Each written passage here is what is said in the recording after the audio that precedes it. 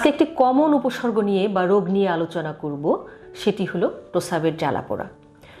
শিশু থেকে বৃদ্ধ জীবদ্দশায় প্রস্রাবের জ্বালাপোড়া অনুভব করেননি এরকম একজনও খুঁজে পাওয়া যাবে কিনা সন্দেহ আছে।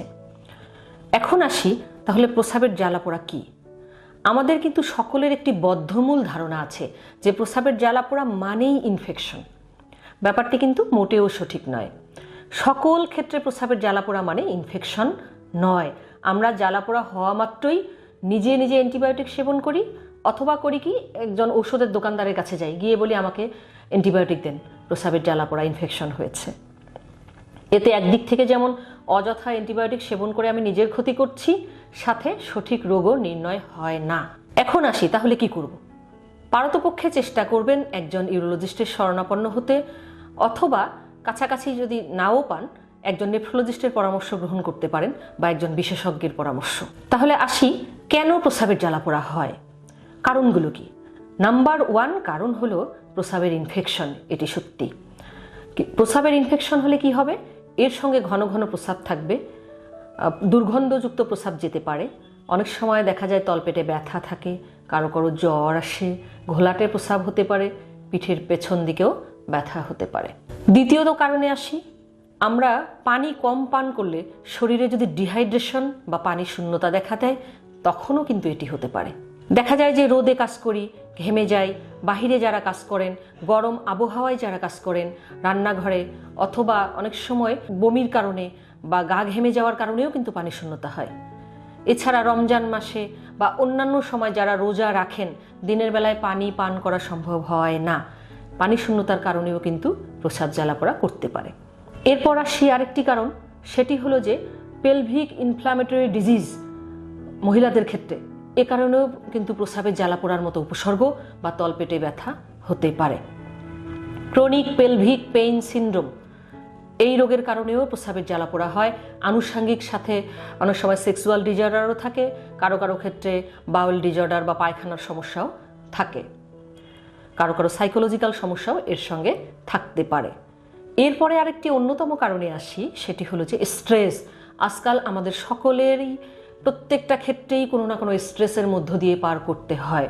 সামাজিক অস্থিরতা, নিজের অস্থিরতা, এমনকি মানসিক অস্থিরতা।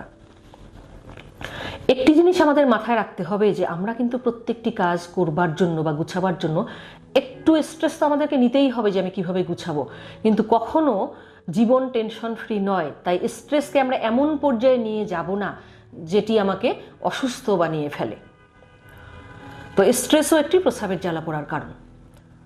এখন আসি, যারা স্ট্রেসে থাকেন তাদের ক্ষেত্রে কি হয়, ক্রনিক পেইন বা পেইন জাতীয় উপসর্গগুলো বেশি হয়, যেটিকে অনেকে মনে করেন যে প্রস্রাবের রাস্তায় ব্যথা হচ্ছে বা জ্বালাপোড়া হচ্ছে।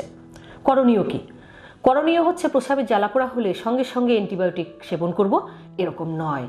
আপনি একজন ইউরোলজিস্টের পরামর্শ গ্রহণ করুন, যিনি আপনার রোগ সংক্রান্ত ইতিহাস নিক, আপনাকে শারীরিকভাবে পরীক্ষা নিরীক্ষা করে দেখুক যে আপনার জ্বালাপোড়াটি কী কারণে। যদি এটি আমরা কারণ খুঁজে পাই, তখন সেই কারণের চিকিৎসা করলেই বা পরামর্শ দিলেই কিন্তু ভালো হয়ে যাবেন।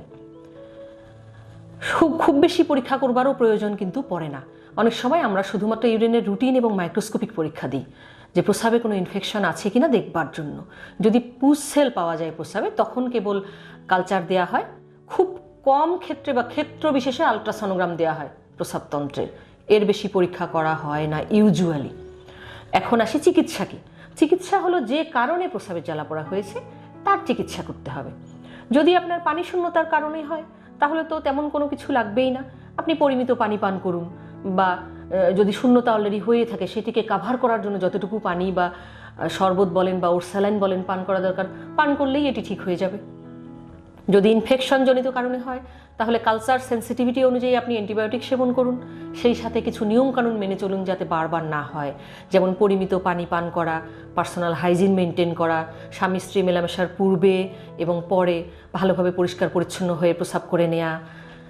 এরপর আসি যে ডায়াবেটিস থাকলে নিয়ন্ত্রণে রাখা, দীর্ঘক্ষণ প্রস্রাব ধরে না রাখা, এগুলো মেনটেন করতে হবে। যদি মহিলাদের ক্ষেত্রে আমরা মাসিকের রাস্তাও চেক করে দেখি বা পেলভিক এক্সামিনেশন করে দেখি যে পেলভিক ইনফ্ল্যামেটরি ডিজিজ যে আছে এর কোনো চিহ্ন পাওয়া যায় কি না। যদি পাওয়া যায় তার চিকিৎসা করতে হবে। ক্রনিক পেলভিক পেইন সিনড্রোম থাকলে তাকে সেই অনুযায়ী ঔষধ দিতে হবে, পরামর্শ দিতে হবে, ব্যায়াম শিখিয়ে দিতে হবে। যারা স্ট্রেসে আছেন আমরা অবশ্যই বলবো যে ঔষধের থেকে পরামর্শ, সেলফ কাউন্সেলিং, নিজেকে মোটিভেট করা, সেভাবেই ভালো থাকার চেষ্টা করবেন। এরপরেও কাজ না হলে আমরা টেনশন কমানোর জন্য এনজিওলাইটিক টাইপের ওষুধ বা ওগুলো দিয়ে থাকি। তাই সকল রকম প্রস্রাবের জ্বালাপোড়া কিন্তু ইনফেকশন নয়। আপনাকে মাথায় রাখতে হবে অন্যান্য রোগও থাকতে পারে, শুধুমাত্র অ্যান্টিবায়োটিক খেলেই যে ভালো হয়ে যায় ব্যাপারটি এরকম নয়। আশা করি আজকের এই পরামর্শগুলো আপনাদের সকলের কাজে আসবে। ভালো থাকবেন, সুস্থ থাকবেন। ধন্যবাদ। নিয়মিত স্বাস্থ্য বিষয়ক পরামর্শ পেতে আমাদের চ্যানেলটি সাবস্ক্রাইব করুন এবং বেশি বেশি লাইক ও শেয়ারের মাধ্যমে সবাইকে আমাদের সাথে সংযুক্ত হওয়ার সুযোগ করে দিন।